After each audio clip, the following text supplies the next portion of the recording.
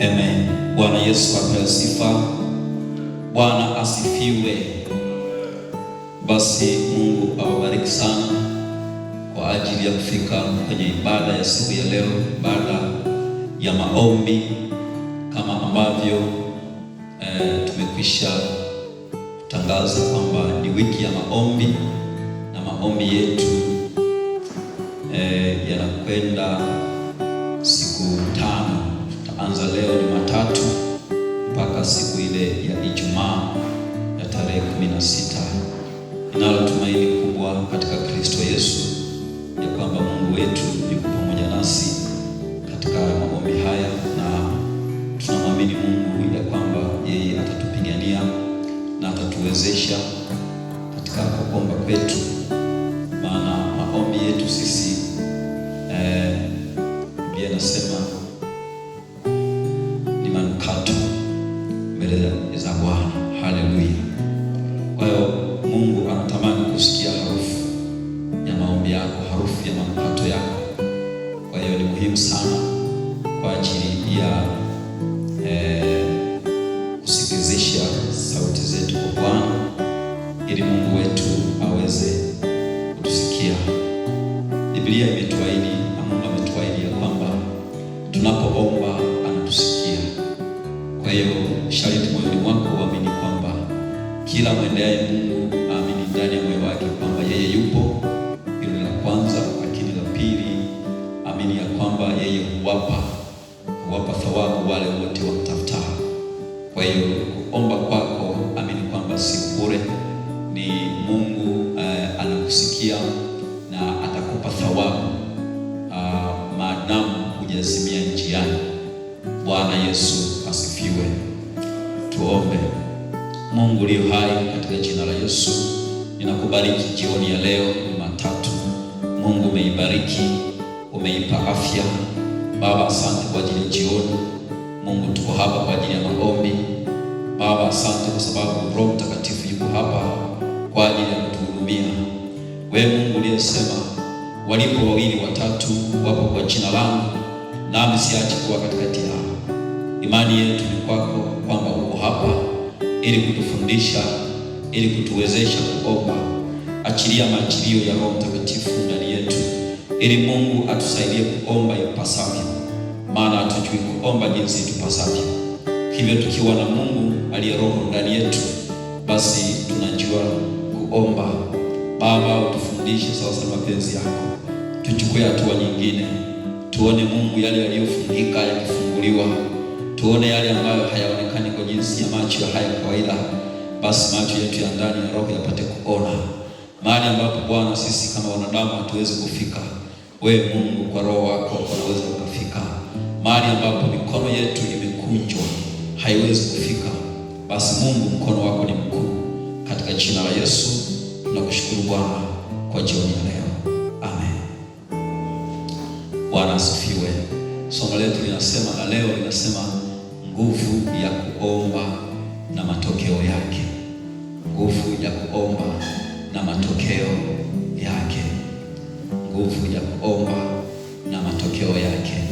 Maana yake kuna nguvu inayopatikana ndani ya kuomba, lakini pia kuna matokeo yanayotokana na kuomba. Kwa hiyo ni muhimu sana kuzingatia kwamba katika kuomba kuna nguvu, lakini pia ndani ya ile nguvu kuna matokeo ya kuomba. Kwa hiyo ni muhimu sana na ni msingi kuzingatia jambo hilo.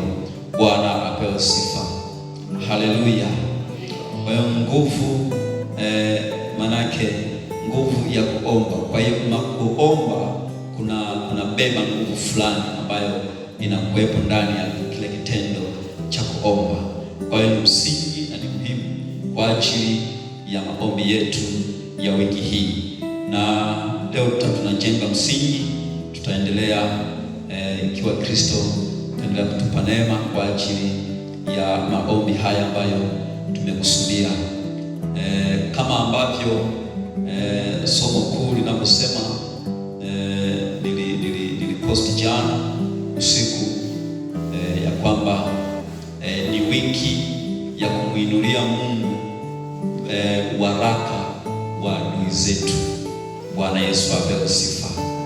Ni wiki ya kumuinulia Mungu waraka wa adui zetu, kwa maana ya kwamba inawezekana kuna waraka ulioandikwa na wewe hujui.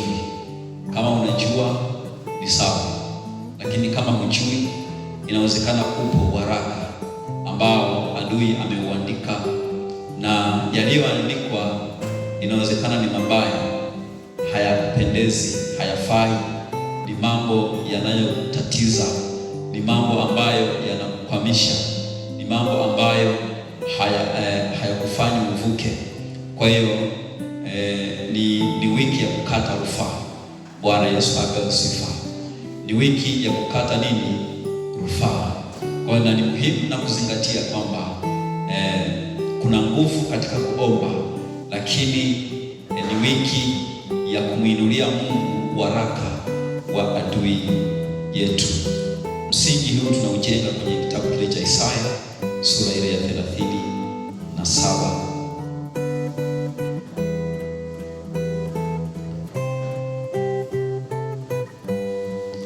Kitabu cha Isaya 37, ninasoma mstari wa 14, alafu nitaruka nitasoma wa 37 na 38. Biblia inasema Isaya 37:14, alafu 37:38. Basi Hezekia akaupokea waraka katika mikono ya wale wajumbe, akausoma.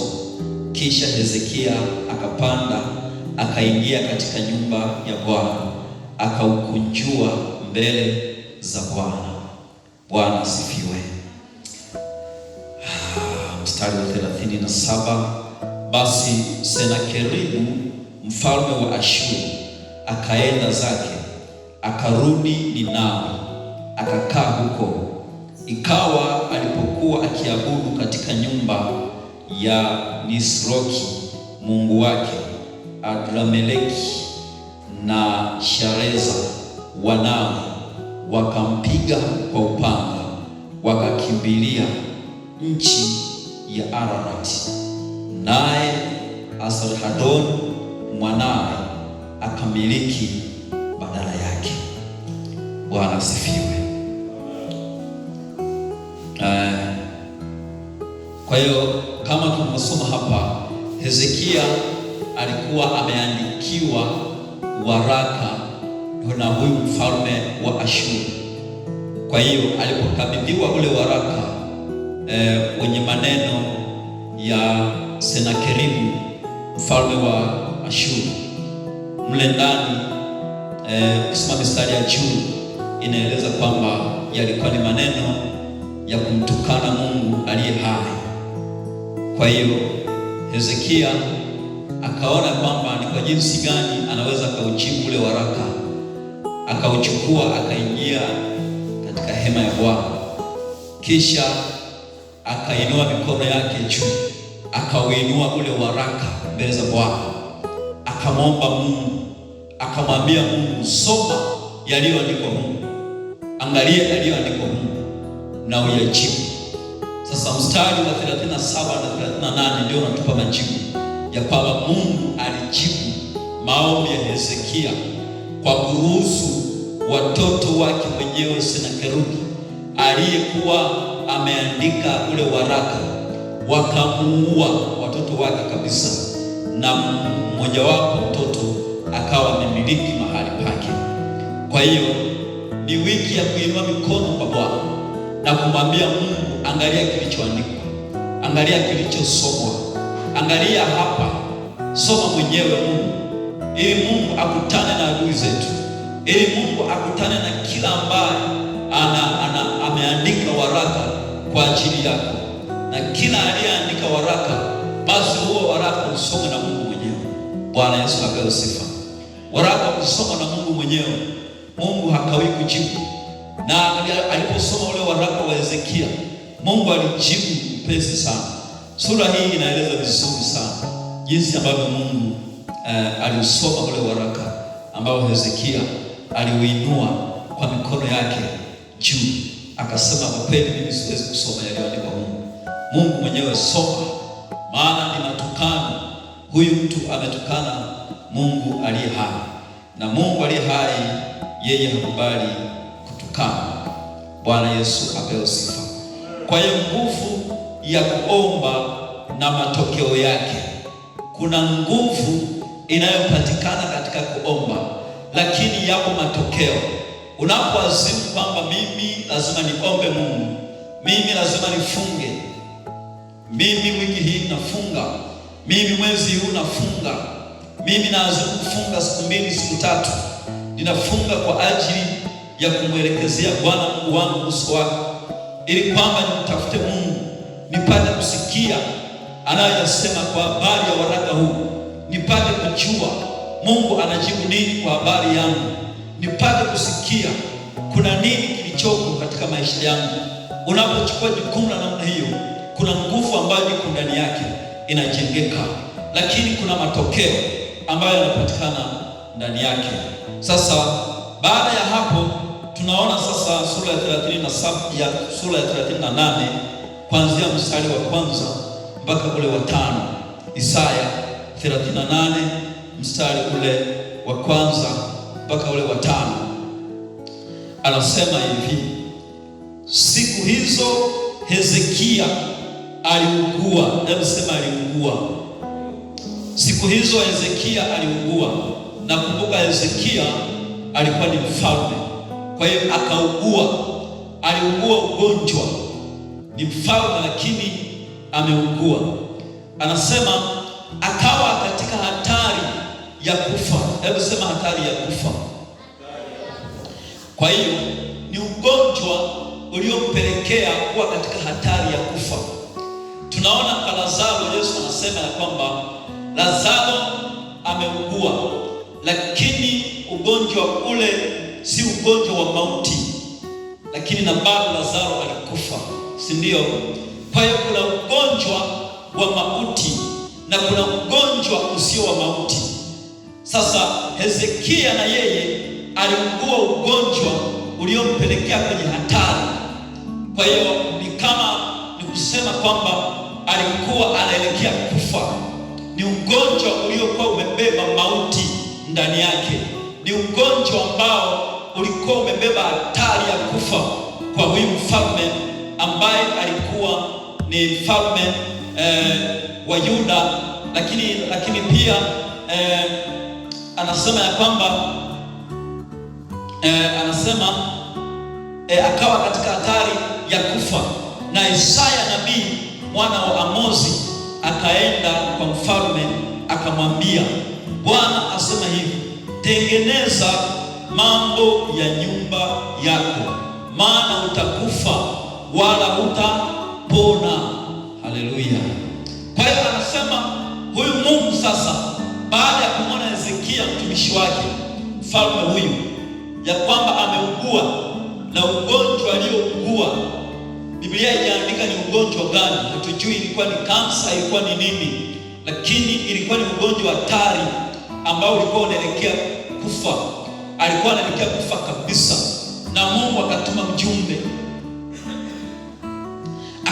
mjumbe nabii wake Isaya, nabii mkubwa, anakuja ikulu, anakuja nyumbani kwako, anakueleza jambo hili ya kwamba tengeneza mambo ya nyumba yako, maana utakufa, hautaishi. Ugonjwa ulio nao hautaishi. Sasa haya ni maandishi ambayo yalikuwa yameandikwa kwa staili ya kupeleka ujumbe wa kinabii. Kwa hiyo yalikuwa ni maandiko ambayo yameandikwa kwa jinsi ya roho na yanapelekwa, ni maneno lakini yameandikwa. Bwana asifiwe. Biblia inasema ulimi ni kalamu, ni kalamu.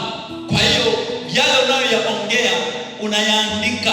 Kwenye ulimwengu wa roho yanakuwa yanaandikwa, yananotisiwa, yanaandikwa kabisa.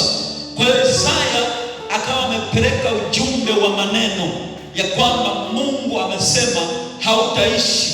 Ni mfalme lakini hautaishi, utakufa tu. Mara ugonjwa ugonjwa ulioubeba ni ugonjwa wa mauti. Nifanye nini? Anasema tengeneza mambo ya nyumba yako. Leo Mungu anakuletea ujumbe, anakuambia tengeneza mambo ya nyumba yako.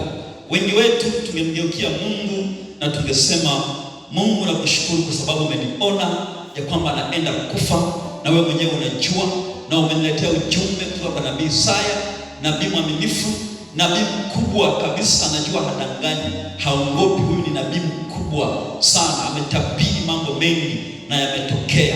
Kwa hiyo hata hili la kwangu natumaini kabisa Mungu linakwenda kutokea, maana nabii wa Bwana amesema nitengeneze mambo ya nyumba yangu. Maana yake kama kuna mambo ambayo yamesalia nitengeneze. Kama kuna madeni unadaiwa na mikoba, maana yake ukalipe. Kama ni madeni unadaiwa na jirani yako, maana yake ukalipe. Huko ni kutengeneza mambo ya nyumba yako. Kama kuna watoto hawajalipiwa ada, ulipe upesi, kwa sababu hautapona, utakufa tu. Huu ni ujumbe wa Bwana umekuja kwa Hezekia mfalme kupitia kinywa cha nabii Isaya.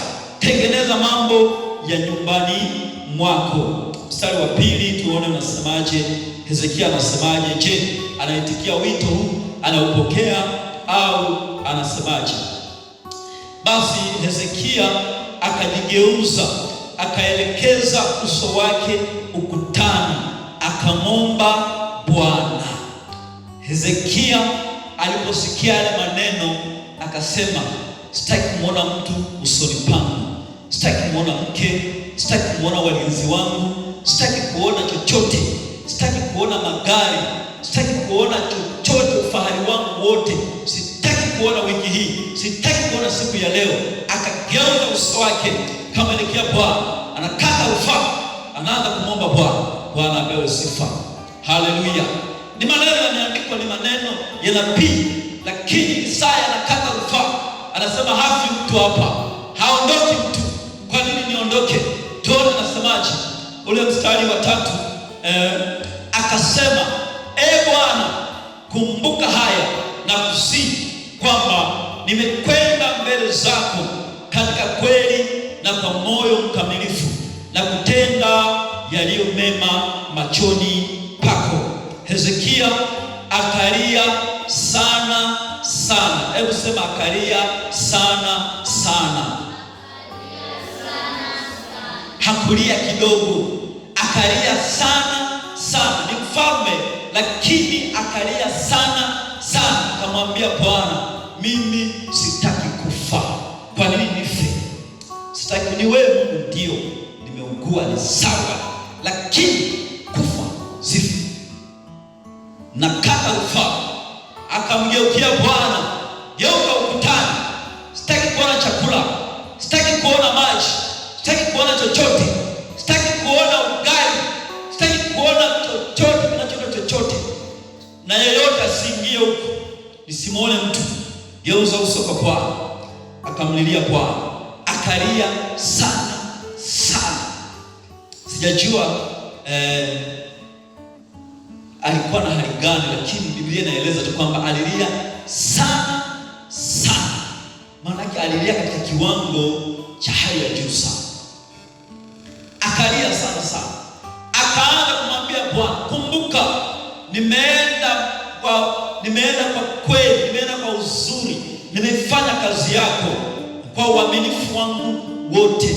Anaanza kumkumbusha Mungu, unaanza kumkumbusha Bwana, Mungu, ni kweli nimeugua, haka ugonjwa kamenipata, haka shida kamenipata, biashara haiendi, ajira zimekatika, sasa nifanye nini? Ni kweli niko kwenye shida namna hii, lakini kumbuka mimi ni mtumishi wako, kumbuka mimi mtumishi wako, kumbuka fungu langu la 10 lile ambalo Bwana alitoa, kumbuka nimetoa fungu langu la 10. Mama mmoja aliibiwa gari. Alipoibiwa gari, akaenda mbele za Mungu, akamwambia Mungu, hebu kumbuka. Akachukua kitabu chake, akaangalia jinsi alivyokuwa anaandika utoaji wake wa fungu la 10. Akaangalia, akasema, Mungu, mimi sijawahi kuibia, maana imeandikwa asiyetoa fungu la 10 ni jambazi, ni mwizi. Lakini Mungu kumbuka kitabu hiki hapa kinajieleza. Soma kitabu hiki kinasemaje. Sijawahi kuiba mimi sio mwizi mbele zako, kwa hiyo siwezi kuibiwa. Kwa nini umeruhusu niibiwe? Na mimi siwezi kuibia fungu la 10 na kutolea kwa uaminifu wangu wote. Naomba gari langu lirudi. Bwana asifiwe. Akakata rufaa kitambo kidogo, akasikia gari lake linarejeshwa uwanjani. Gari linarudi. Amekata rufaa mbele za Bwana, amedai. Hezekia anamkumbusha Mungu ya kwamba mimi nimefanya mazuri, kwa nini nife kwa wakati huu? Ninajua muda wangu wa kufa upo. Biblia inasema ya kwamba kwa nini kufe kabla ya wakati wako? Kwa hiyo ina maana kwamba Hezekia alijua muda wake sahihi wa kufa, kwamba haukuwa ule. Ndio maana akaamua kukata rufaa mbele za Bwana. Lakini ingekuwa anajua kwamba sasa muda umefika, wacha tu nilale na baba zangu, akasema no, huu sio muda wangu wa kufa. Bwana apewe sifa. Huu sio muda wangu wa kufa. Huu sio muda wa mimi kuharibikiwa. Huu sio muda wa familia yangu kuteseka. Huu sio muda wa biashara yangu kufa. Huu sio muda wa kusumbuka. Kwa nini? Nakata rufaa. Bwana apewe sifa. Nakata rufaa. Lazima kieleweke. Akakata rufaa mbele za Bwana. Kwa hiyo kuna yale mambo unayafanya leo ni ukumbusho wako wa kesho. Biblia inasema sadaka zake Kornelio na maombi yake yakafika mbele za Mungu, na sadaka zake zimefanyika ukumbusho mbele za Bwana. Kwa hiyo Mungu alikumbuka, akakumbuka, akampa wokovu. Kwa nini apotee? Ametoa sadaka zake zote hizi, amewapa watu, amewasaidia watu. Kwa nini apotee katika dhambi? Kwa nini aende jehanamu? Hapana, lazima akombolewe huyu mtu. Mungu akampa wokovu, akampa wokovu. Kwa nini? Kwa sababu alikumbuka sadaka zake. Kuna jambo lipo kwenye maisha yako la kumkumbusha Bwana, la kumkumbusha nalo Mungu ya kwamba Mungu, kuna hiki kitu, kuna hili jambo nimeenda mbele zako kwa uaminifu. Hata ukiwa tu unawahi kwenye ibada, inaweza kuwa ni sababu mojawapo ya mabaya kukupata wewe. Tunasoma kwenye ile Mambo ya Nyakati ya kwamba yule mfalme Yehoshafati alipokuwa ameambatana na mfalme wa Israeli kwenda kwa ajili ya kupigana na Shamu, baadaye Mungu anamwambia ya kwamba yalitakiwa mabaya yaje juu yako, ulitakiwa uangamie, lakini yameonekana mema machoni pako. Bwana apewe sifa. Yameonekana mema machoni pako. Haleluya. Bwana apewe sifa. Kwa hiyo kuna mema ambayo Mungu anayatazama. Mabaya yanapokuwa yameandikwa juu yako, mabaya yanapokuwa yamekusudiwa juu yako, Mungu anatazama. Unapoenda mbele za Bwana kwa rufaa na kumwambia Mungu, tazama, Mungu anainua macho yake, anasoma ujumbe ulioandikwa, anasema yes, mwanangu, kuna mema yameonekana kwake. Huyu hatakiwi kufa sasa, hatakiwi kuugua ugonjwa huu sasa hivi, huyu hatakiwi kuondoka hapa duniani, bado muda wake, anatakiwa endelee kuishi. Haleluya. Bwana sifiwe. Bwana sifiwe. Tuko pamoja. Tuone anasemaje mstari ule wa 4. Ikawa neno la Bwana likamjia Isaya kusema, enenda ukamwambie Hezekia, Bwana Mungu wa Daudi baba yako asema hivi, mimi nimeyasikia maombi yako na nimeyaona machozi yako. Tazama, nitaziongeza siku zako kiasi cha miaka 15. Haleluya. Bwana sifiwe. Huyu ndiye Mungu. Huyu ndiye Mungu, na hii ndiyo nguvu inayopatikana kwenye maombi na matokeo yake. Haya ndiyo matokeo. Haya ndiyo matokeo ya kukata rufaa, ya kuomba mbele za Bwana. Unaomba mbele za Bwana kwa kukata rufaa, unainua mikono yako juu, unamwinulia Bwana lile usiloliweza. Mungu lishughulikie. Yesu alisema kwenye Petro ya kwamba tumtwishe fadhaa zetu zote na kutwika wewe beba. Bwana asifiwe. Bwana apewe sifa. Kwa hiyo kuna wakati, kuna mambo ambayo hauhitaji kuyatafakari sana, hauhitaji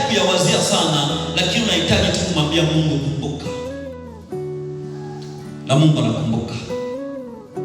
Bwana asifiwe. Haleluya. Okay, matokeo yake ni nini?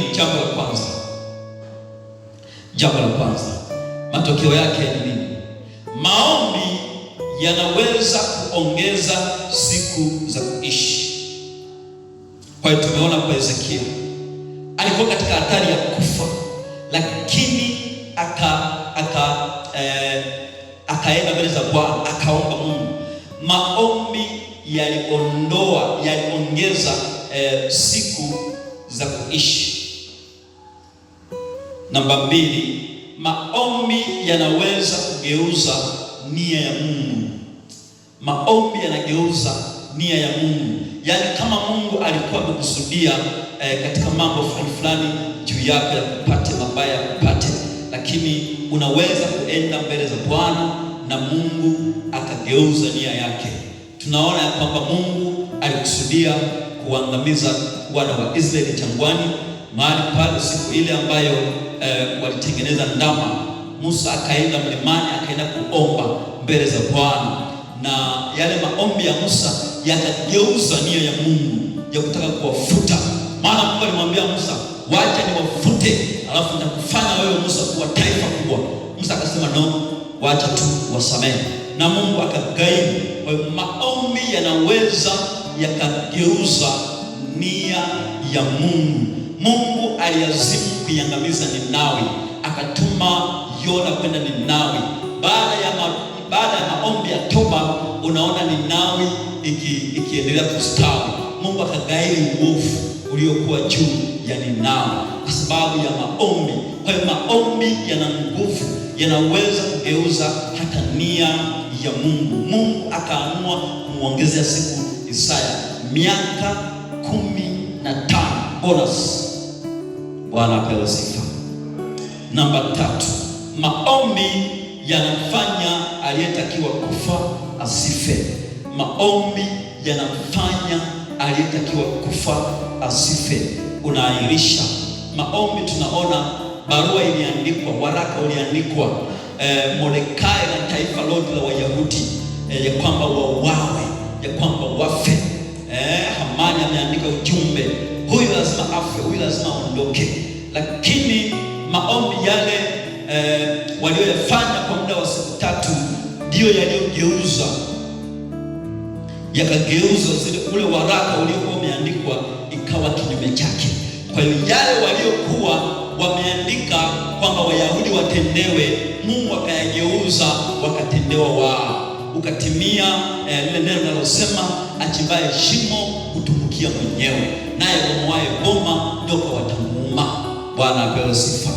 Kwa hiyo yale yote ambayo adui wamekuandikia, yale ambayo wamekusudia kuwa ni mabaya, yale ambayo wamekusudia juu ya kanisa la Bwana, yanageuzwa. Tunakata rufaa, tunamwambia Bwana, simama, angalia, macho yako yaangalie waraka huu, waraka wa siri ulioandikwa. Wewe Mungu unaye sirini, angalia jinsi walivyoandika. Hayo walioandika yawageukie wao katika jina la Yesu aliye hai. Sema amen. Namba 4, maombi yanaondoa ugonjwa. Maombi yanaondoa ugonjwa wa mauti. Yanaondoa ugonjwa wa mauti. Tunaona Hezekia alikuwa katika hatari ya kufa, lakini Mungu akaondoa ugonjwa uliotaka kumuua. Kwa hiyo aliondoa kifo, akaondoa na ugonjwa wenyewe. Ugonjwa wenyewe uliondoka na kifo kikaondoka, kwa sababu ugonjwa ulikuwa umebeba kifo, maana ni ugonjwa wa hatari, ugonjwa wa mauti. Kwa hiyo alipouondoa ugonjwa, automatically kifo kinaondoka. Bwana Yesu apewe sifa. Bwana apewe sifa. Kwa hiyo yeye aliyeuandika waraka, Mungu akiuondoa waraka, automatically na aliyekuwa ameubeba anaondolewa. Haleluya. Bwana asifiwe. Anaondolewa. Yeyote aliyekuwa amekusudia mabaya, yale mabaya yakiondoka kwako, na yeye aliyeyaleta anaondolewa. Amen. Namba 5, maombi yanaahirisha misiba mbalimbali. Maombi yanaahirisha misiba mbalimbali. Tunaona Hezekia aliondolewa msiba, ikulu ikapona, taifa likapona. Kulitaka kutokea msiba mkubwa kwenye taifa, lakini Mungu akaondoa msiba, ukaondoka, ikulu ikapona, Hezekia akapona, familia yake ikaondokana na msiba, wajomba zake, shangazi zake na wote waliomtegemea, waliomtazamia wakapona na msiba ule. Kwa hiyo maombi ya Hezekia mwenyewe yaliondoa msiba kwa ndugu zake, yakaondoa msiba kwa watoto wake, yakaondoa msiba kwa mke wake, yakaondoa msiba kwa taifa lake, yakaondoa msiba hata kwa majirani pia. Haleluya, Bwana asifiwe. Kwa hiyo Mungu yeye ni mwaminifu, anafanya mambo makubwa kuliko yale tuyaombayo. Namba 6 na mwisho, maombi yanaweza kubadilisha hali ya nchi. Maombi yanabadilisha hali ya nchi. Kama kulikuwa na ukame katika nchi, tukiomba kwa imani, Mungu anageuza, kunakuwa na umande unakuja, mvua zinanyesha, ardhi inatoa mimea na hatimaye kijani inaanza kuonekana kama ambavyo tunafurahia. Hali ya hewa ikiwa mbaya katika nchi, maombi yanaweza yakabadilisha. Hali ya kisiasa ikiwa mbaya katika nchi, Mungu anaweza kugeuza hayo mambo kwa wana maombi. Kupitia kwa wana maombi, Mungu anaweza kugeuza, na Mungu anaweza kufanya mambo makubwa zaidi ya yale ambayo tunayoyaomba, zaidi ya yale ambayo mioyo yetu inatazamia, zaidi ya yale ambayo tumeandika, zaidi ya yale ambayo tunawaza. Mungu anafanya mambo makubwa zaidi, kwa sababu yeye ni Mungu wa viwango vya juu. Yeye ni Mungu aliye mkuu sana. Hezekia aliomba tu, aligeuza uso wake akaomba mbele za Bwana, lakini Mungu akaondoa mambo mengi kwenye maisha yake katika miaka 15. Maana ni kwamba Hezekia hakuugua aina yoyote ya ugonjwa ambao ungeweza kumwondoa, hakuugua. Lakini pia akaondoa na wote adui zake wote. Kwa hiyo hata kama angeugua, lakini asingekufa, maana Mungu alimpa miaka 15 bonus. Haleluya, Bwana apewe sifa. Mungu akutendee maradufu kama alivyosema mara 100 hapa duniani, kadhalika iwe hivyo hivyo mara 100 ya yale ambayo unayaomba, ya yale ambayo unayakatia rufaa. Tunainua waraka wetu juu, tunamwambia Mungu, tazama, ikawe maradufu ya yale walioyaandika, ya yale walioyakusudia, ya yale ambayo wameyanena juu yetu, juu ya Bwana, juu ya kanisa la Bwana, juu ya watumishi wa Bwana, juu ya chochote ambacho wamenena. Mungu anakwenda kushughulika nao. Bwana apewe sifa. Kwa hiyo tutakuwa tumeishia hapa. Tuombe. Baba, katika jina la Yesu nakushukuru kwa neno hili la msingi ambalo Bwana limetujengea msingi katika wiki hii ya maombi. Ninaomba upate kuonekana, naomba ukatusaidie kulielewa zaidi na zaidi. Mungu kutusaidia hasa kulitafuna katika Roho Mtakatifu, ili Bwana tujue kwamba ipo nguvu ya kuomba na wala maombi yetu si bure, na Mungu tutapata matokeo. Mengine Mungu yataanza kutokea leo, mengine yanaanza kutokea kesho, mengine tunaanza kuyaona kesho kutwa, mengine Alhamisi yanaanza kuonekana, Ijumaa yanaonekana, katika jina la Yesu Kristo wa Nazareti tunaomba haya tukiamini, amen. Bwana asifiwe, amen. Basi tutakuwa tunaingia kwenye maombi yetu ya kukata rufaa. Leo tunakata rufaa yale yote ambayo adui ameyakusudia juu yetu. Tutaenda mbele za Bwana, tutakata rufaa. Sijui ni waraka gani umeandikwa, lakini ninachojua ni kwamba Mungu anaweza kugeuza waraka huo ulioandikwa, uliokusudiwa na kuwa jambo jingine kabisa, katika jina la Yesu Kristo aliye hai. Haleluya.